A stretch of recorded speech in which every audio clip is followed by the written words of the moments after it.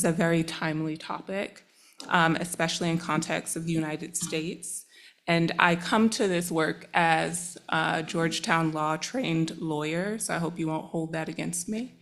But at my core, I am an educator, and through the work that we have been able to do at UCLA School of Law, I have had the privilege and honor to serve as the inaugural CRT Forward Project Director, where I lead UCLA Law's response to the attacks on critical race theory through legal, policy, and data analysis. And so the CRT Forward Project is a three-part project. The first part, which is the flagship, is the tracking project. And so the tracking project aims to identify, track, and substantively analyze any government actions aimed at restricting access to truthful information about race and racism through this campaign to reject critical race theory. And so when we think about these government actions, as Bruce mentioned, thinking about the legal instruments that allow for the government actors to be able to restrict this information are not only on the state and federal legislative levels, but also the state non-legislative levels. So for example, state attorney general letters or opinions of law, gubernatorial executive orders, what the heads of the state are saying about these topics. Our State Board of Education regulations are things that we're looking for as well. In addition to local school board resolutions or regulations, city and county level government actions as well. And so one thing that sets the CRT Forward project apart from others is that we're not specifically focused on one aspect of government action, whether it be federal or state, but we're looking at everything. And so it gives us a more comprehensive database for the public to be able to better understand the full scope and breadth of these attacks. And so this work, it's emotional work for me personally, as well as professionally, because as a student and scholar of critical race theory, it is heartbreaking to know that hundreds of thousands of students in the United States will never have access to the tools to address some of the most pressing racial and social justice issues of our time because of individuals who are intentional about misdefining and mischaracterizing the theory itself. One of the things that I wanted to do here with you all, if you weren't familiar with CRT Forward, is to go through some of the data set with you. So if you're interested, what you can do is go to CRT Forward. You can just Google those two phrases, and the first link should get you to UCLA Law's CRT Forward tracking project. And so, as I mentioned, there's been widespread rhetoric and misinterpretation and intentional misdefinition of what critical race theory is that has led to this rhetoric that we have seen as a manifestation of now nearly 1,000 different government actions aimed to restricting access to truthful information about race and systemic racism across 249 different local, state, and federal government entities. And in thinking about the context that my colleague just described around this second Trump administration, we saw exponential growth in the number of what we call them anti-CRT measures introduced as early as 2020, 2021, and then boomed during the Biden administration at the federal, local, and state levels. And so that's important to note, to contextualize this moment that we find ourselves in, that these measures haven't popped up because of the Trump administration, and in fact, they grew while Trump was not in office. And I can talk more about that if there's a specific question, but what I really want to do is demonstrate the utility of the interactive map. And so what we have done is through scanning 40,000 at this point media articles highlighting different keywords such as critical race theory, diversity, equity, and inclusion, state legislature, resolution, regulation, and other search terms. We then review newspaper articles to determine whether or not there is any discussion of any government action related to these anti-CRT measures. And through those, what we have done is plotted those measures onto this map, right? And so, for example, what you're looking at is all of those 861 different anti-CRT measures across the country, across the United States. And the different colors that you're seeing on the states themselves represent whether or not there has been an introduced and enacted statewide measure. So California has not had any state level anti-CRT measure, in large part because it wouldn't be able to pass in our state legislature. But Texas is dark blue because there are plenty of state level enacted measures in Texas, in Florida, in Georgia, those sorts of places. And then in addition, even though California doesn't have any state level anti-CRT measure, there are plenty of local measures. And so if you were to click on a particular state, you would get more information about that particular state's anti-CRT measures.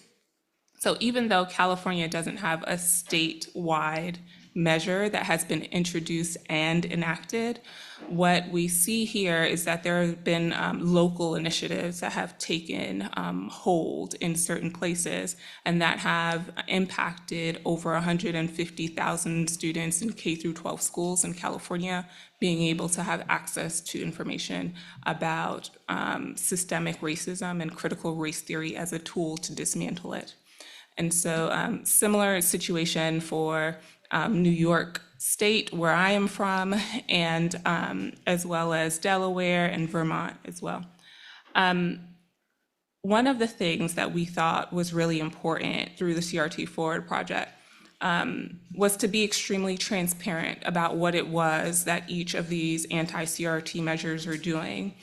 So the opposition is positioned very well at saying the quiet part out loud, right? So Christopher Rufo and other anti-CRT activists have said from the beginning that their main goal is to ensure that if the public read something about critical race theory or something outrageous, then they would connect the two to create a polarization among folks around the term itself and the teachings.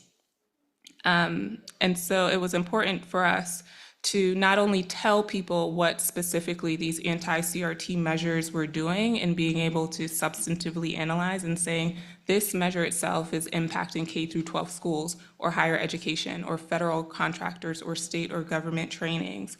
It was important for us to also identify whether the progress of the measure itself was adopted or just merely introduced, what was being prohibited or required, whether or not the classroom teaching was going to be restricted in some way, or whether or not course materials were going to have to be put on a website for then anyone to analyze and critique. It was also important for us to identify whether the foundational measure, the Trump administration's Executive Order 13950, and the characteristics of it was present in any of these newly introduced anti-CRT measures through these content triggers. So it was important for us to list that as well. But most importantly, it was key for us to be able to give people the information that we have distilled from these anti-CRT measures so they can see for themselves what it is that we have identified, which is different from the tactics of those who would prefer for critical race theory, diversity, equity, and inclusion, and social emotional learning to be taught in schools. And so What we also did was, let's say, for example, you weren't interested in just one particular state, but you're more interested in learning about across the country, where are these anti-CRT measures that are targeting K through 12 education specifically. The map changes slightly because most of these measures, 90% of them, impact K through 12 schools. But if you are interested in higher education, for example, the map changes drastically to reflect that 10%. And you can also look at a table version here.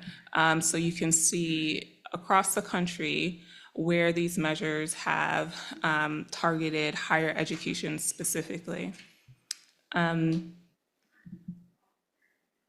One of the things that was really important to us when we began this project was to demonstrate the ways in which the media narrative in the United States was concentrating this information or these attacks specifically on southern states. So Florida, Georgia, Texas, Mississippi, Louisiana. But through our data and through the way that we have analyzed local, state, and federal actions, we have found that this is not a red state, blue state issue, which is traditionally how it has been presented in the media. But as you can see in California and in New York, and nearly everywhere in between, there have been these anti-CRT measures that have been introduced.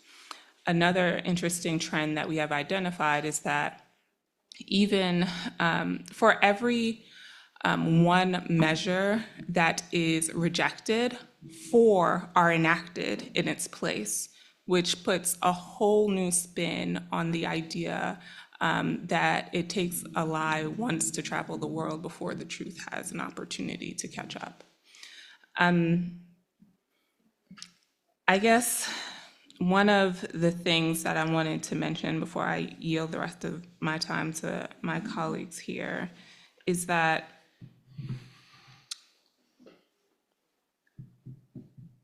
I teach an education law class at UCLA, and these are my favorite group of students. But the state of the world these days has them very defeated. They don't know whether or not there is a reason to fight. And every time these feelings come up within my education law students, I have to remind them about the students in Temecula Valley Unified School District in California who protested against an anti-CRT measure. These high school students protested against an anti-CRT measure, and the measure didn't pass, right? I have to tell them about the high school and middle school students in Virginia who, when Virginia initiated a critical race theory tip line to essentially provide people with the opportunity to report any instances of critical race theory teaching in the classroom, these kids, these Gen Z students, inundated the tip line saying they wanted to learn critical race theory. And they did it so much that the Virginia government decided to cancel the tip line altogether. And so there are instances of resistance. And so it's important for me to say that to you if you are, like me, a scholar and student of critical race theory and believe in the liberatory context of the theory itself. Because this is daunting information, right? Nearly 1,000 different government actions to restrict teaching even, or thinking, or providing curricula around this topic. There are instances of resistance out there, which is the second and third prong of CRT Forward, to provide an opportunity for new scholars to submit research and writings around how the law might be able to support an understanding of critical race theory that lifts up the true meaning of the study. And also these phenomenal students who are adamant and demand that they learn the things that they want to learn about is also hopeful, which is a good note to end on. So I'll stop there. Definitely. Okay, thanks very much.